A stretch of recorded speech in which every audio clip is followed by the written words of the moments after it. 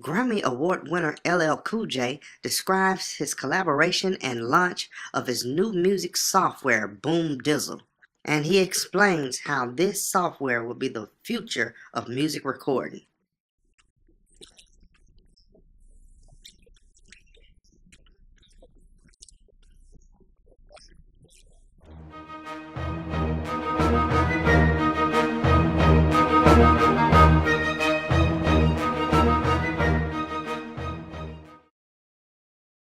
Here's the premise and what Boom Dizzle is. It's a virtual studio, and my thinking, a lot of times when I would be in LA or I would be in New York and my engineer would be in LA or New York, I would get frustrated. It's like, hey, Dag, man, I want to record tonight, but I can't go in the studio, or I'd have to go in the studio. We have to email songs back and forth, tracks back and forth. Movie premiere, maybe a book signing, but now we are at a software launch. What you're seeing today is the launch of MyConnect Studio, collaboration between Sony, Boom Dizzle, and Dolby.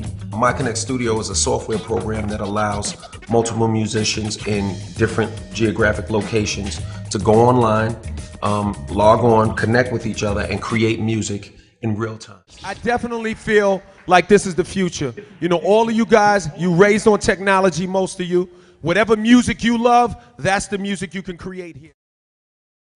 Yeah, I really do think it's a groundbreaking software for the recording industry in the years to come. I mean, musically, you can record with and wherever you want via internet. Economically, you're able to put that money back in your pocket, so that will save money for the labels. I just think it's overall good software.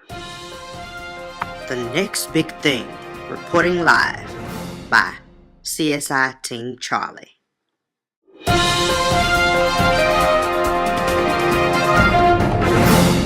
Brennan Skinder here with a couple of team members from the new Apple MacBook Pro project. Apple in today's day and age has been leading the way for computers with high performance standards for media and production. Let's see here what the team members have to say about the new project. To create something that's genuinely new, you have to start again. And I think with great intent, you disconnect. If you never change anything, then what you can really engineer is kind of incremental. But when you're willing to change things, then you kind of open up a whole new world of design. Levels of performance. It's incredibly powerful and yet remarkably portable. It's without doubt the very best computer that we've ever built.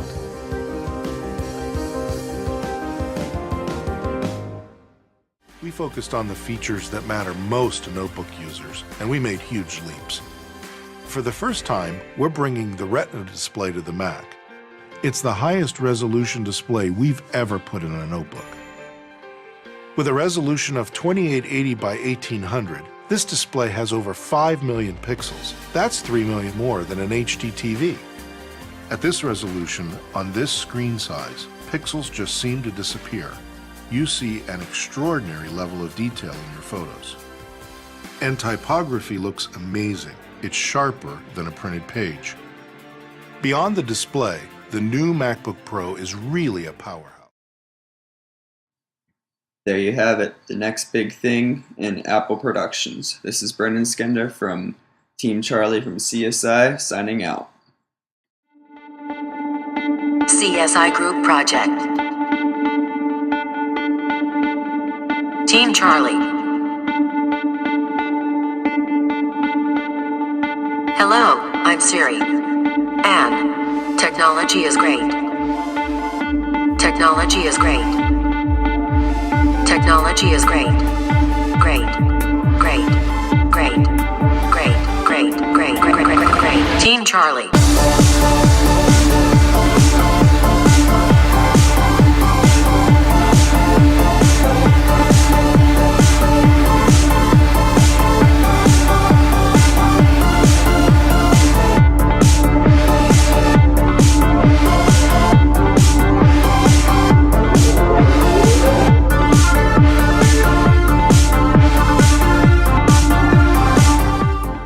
Is that rain?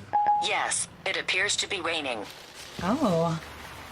Let's get tomato soup delivered. I found a number of restaurants whose reviews mention tomato soup and that deliver. Good. Because I don't want to put on real shoes.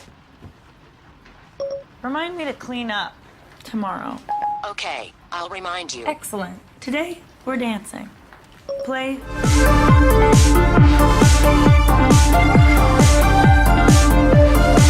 Team Charlie.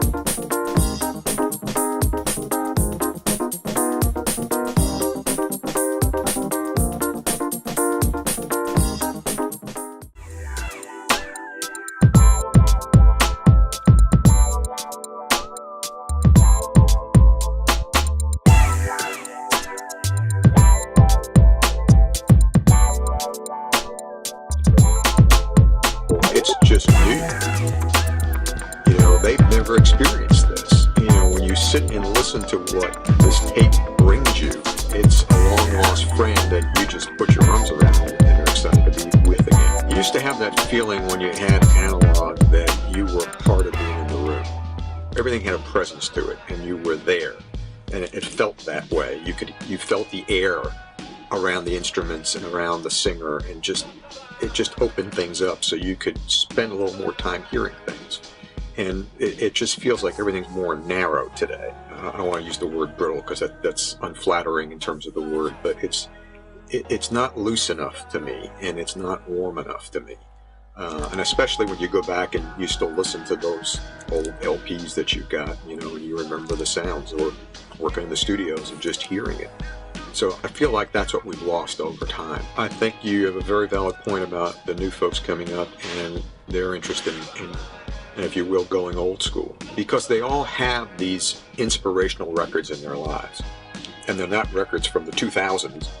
They're from the 60s and the 70s, you know, or the 50s.